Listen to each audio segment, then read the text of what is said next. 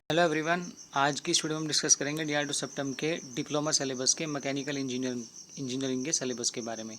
इसमें mechanical engineering के syllabus के बारे में सबसे पहले हम टेक्निकल सिलेबस के बारे में डिस्कस करेंगे, उसके बाद नॉन टेक्निकल सिलेबस के बारे में डिस्कस करेंगे। तो चलिए सबसे पहले डिस्कस करते हैं टेक्निकल सिलेबस के बारे में। तो मैकेनिकल इंजीनियरिंग से सबसे पहले आप करेगा इंजीनियरिंग मटेरियल, उसके बाद है manufacturing technology, machine and machine tools, metrology.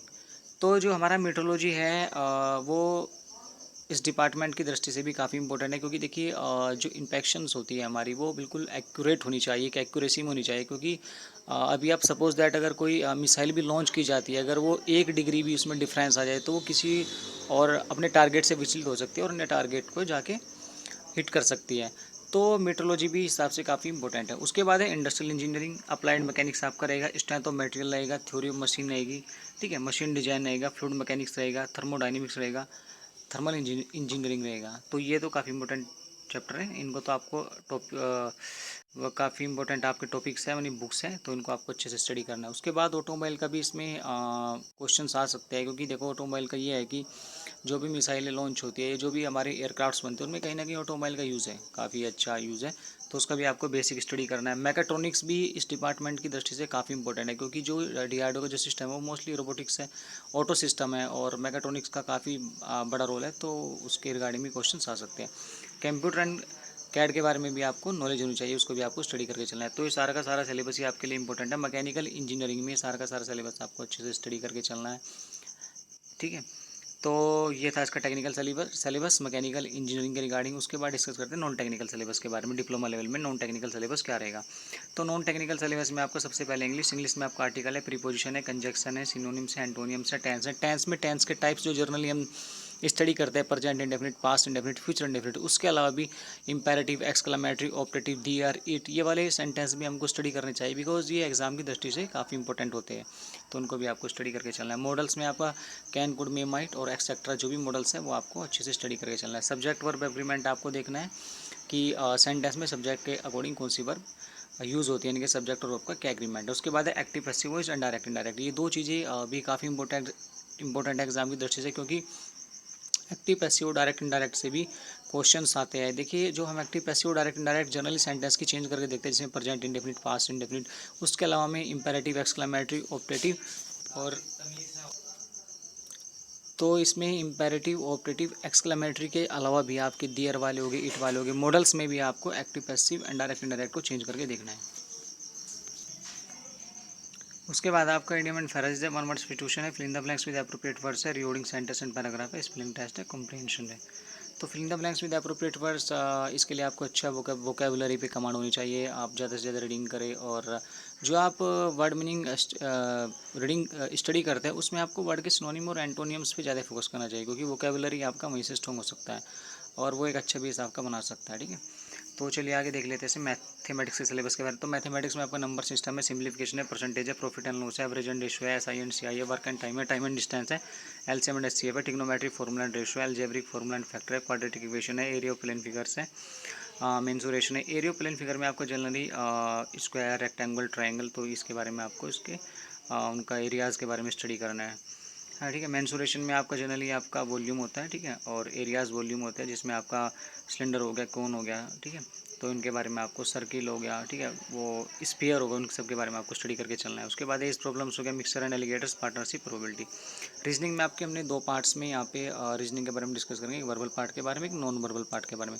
तो वर्बल पार्ट में सबसे पहले आप coding and decoding, analogy test, classification, English alphabets test, series, alphanumeric. तो ये जो 5 टॉपिक है ऊपर के, ये काफ़ी इंपॉर्टेंट है एग्जाम की दृष्टि से, उनसे क्वेश्चंस 100% आते हैं। उसके बाद है seating arrangement, order and ranking, direction test, ये भी काफ़ी इंपॉर्टेंट है। ब्लड रिलेशनशिप, ये भी इंपॉर्टेंट है। Puzzle test, mathematical reasoning, missing characters, calendar and clock, disc.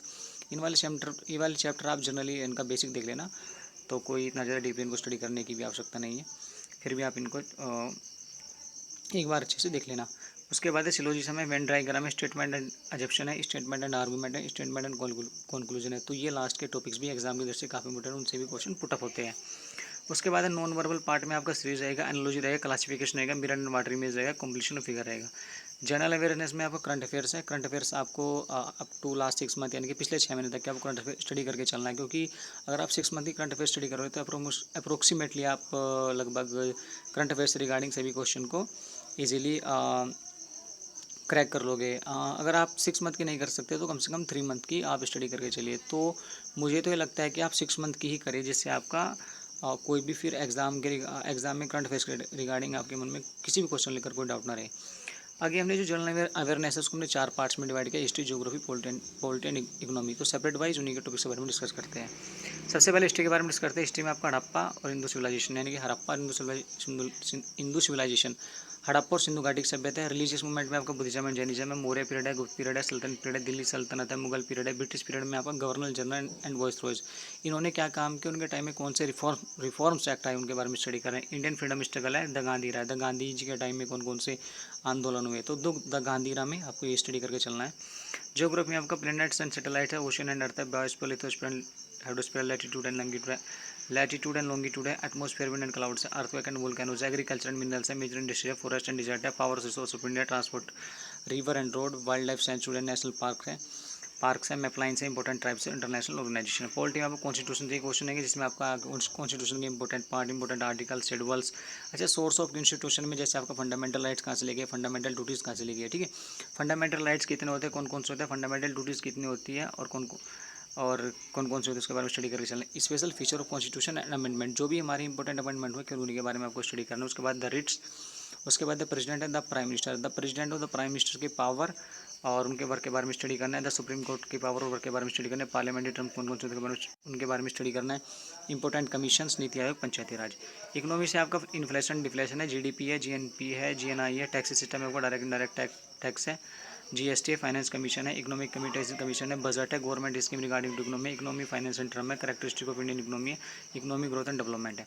उसके बाद अदर इंपॉर्टेंट टॉपिक्स में आपका जनरली रहेगा important date and palace, books and other, sports and games, committees and commission, important metals, reform act, central government policies, international organisations and their headquarter, जैसे UN हो गया, OPEC हो गया, WTO हो गया, डब्ल्यूएचओ हो गया, रेड क्रॉस हो गया, उनके हेडक्वार्टर्स के बारे में आपको स्टडी करना है।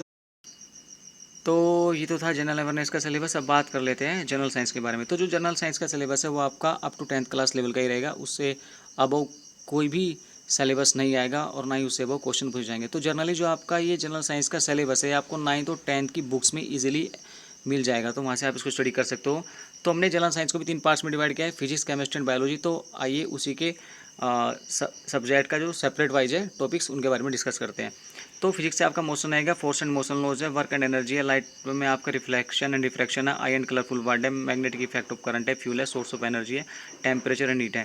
केमिस्ट्री से आपका matter, solid, liquid and gas है, एटम्स एंड मॉलिक्यूल्स है, एसिड, बेस एंड सॉल्ट्स है, केमिकल रिएक्शन फार्मूला है, मेटल एंड नॉन मेटल्स है, कार्बन एंड इट्स कंपाउंड है। बायोलॉजी में आपका फंडामेंटल यूनिट ऑफ लाइफ है, टिश्यूज है, डाइवर्सिटी ऑफ लिविंग ऑर्गेनिज्म है, लाइफ प्रोसेस है, कंट्रोल एंड कोऑर्डिनेशन है, प्लांट्स है, internal part of our body है, हेरिडिटी एंड इवोल्यूशन है। तो ये जो सिलेबस है आपका फिजिक्स, केमिस्ट्री एंड बायोलॉजी का है, तो ये आपको इजीली 9th और 10th की बुक्स में मिल जाएगा, तो वहाँ से आप इसको स्टडी कर सकते हो। तो ये था आज की इस वीडियो में मैकेनिकल इंजीनियरिंग के रिगार्डिंग टेक्निकल और नॉन टेक्निकल सिलेबस। तो आज की इस वीडियो में बस इतना ही।